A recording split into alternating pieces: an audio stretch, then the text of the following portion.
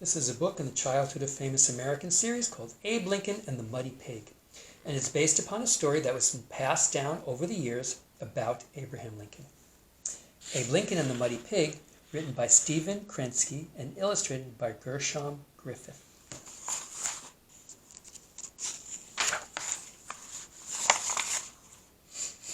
Young Abe Lincoln was in a hurry.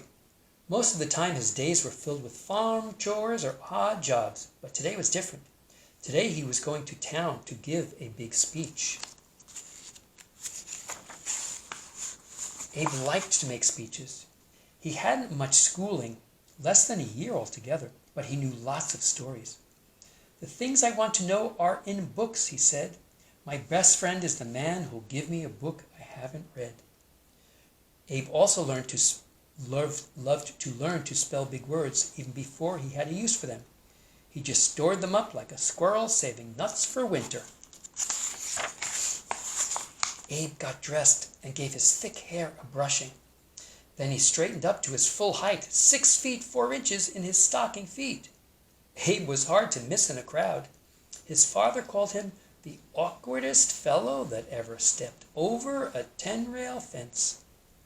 Abe patted the sleeve of his new suit, the first one he had ever owned. Mostly he wore a homespun shirt and a pair of buckskin pants that never quite seemed long enough to catch up with his ankles. Abe had paid for the suit by splitting hundreds of wood fence rails. Nobody in the country could split rails like Abe.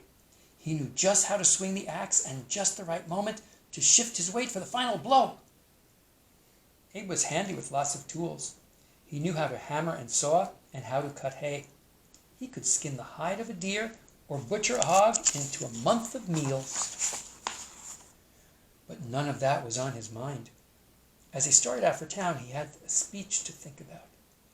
Abe's long strides covered the ground quickly. 5 or 10 miles was nothing more than a good stroll to him.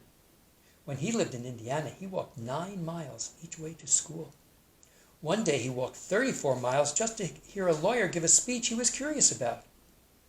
Abe hoped his audience today would be curious about his words, too. As Abe came over a hill, he saw a pig rolling in the mud. The pig was grunting and snorting up a storm. At first, Abe thought the pig was playing. "You're having a fine time for yourself," he said. But then he watched more closely. He realized that the pig was struggling. "I do believe you're stuck," said Abe. The pig only snorted and wriggled some more. Now, Abe didn't like to see any animal suffer. When he was 8, he shot and killed a wild turkey outside his cabin. Seeing that dead bird had left a funny feeling in his stomach. After that, he gave up hunting, and he always spoke right up if he saw anyone who was cruel to an animal, even just stepping on an ant. Of course, nobody was planning to step on the pig, and its life wasn't in danger either. It just looked scared and alone. "I am sorry, young pig," said Abe, "but I cannot come to your rescue. I am wearing my new suit, and I have to give a speech in less than an hour." Abe stepped around the mud hole and moved on. He tried to put the pig out of his mind. His speech was what mattered. He thought about all the people who would have come listen, who wanted to hear him. "Keep thinking about that speech," he told himself, but it did no good. His thoughts just kept returning to that poor little pig. Finally, Abe stopped in his tracks. A pig might not be a person, but it still deserved his help. Abe sighed and returned to the mud hole. The pig was still there. "Easy," said Abe. "We'll have you out in 2 shakes." Now, Abe was a champion wrestler. Folks reckoned maybe him the best wrestler they'd ever seen. But the pig didn't know that. It didn't realize Abe was only trying to help, so it put up a good fight. By the time that Abe freed the pig from the mud, it was hard to tell them apart. He looked down at his muddy suit and shook his head. There was no time to go home and change. Besides, he didn't have anything better to wear. When Abe got to town, he found a crowd gathering. In the past, he had enjoyed standing on a tree stump or a fence to talk to other farmers. But this was more than just a chat among friends. Abe's audience had come to hear him speak, to speak about their dreams for the future. They were hoping he could put into words the feelings and ideas they couldn't quite say for themselves. Abe's speech was about the river and how important it is to their lives. The river provided water, of course, and power to run the grist and sawmills.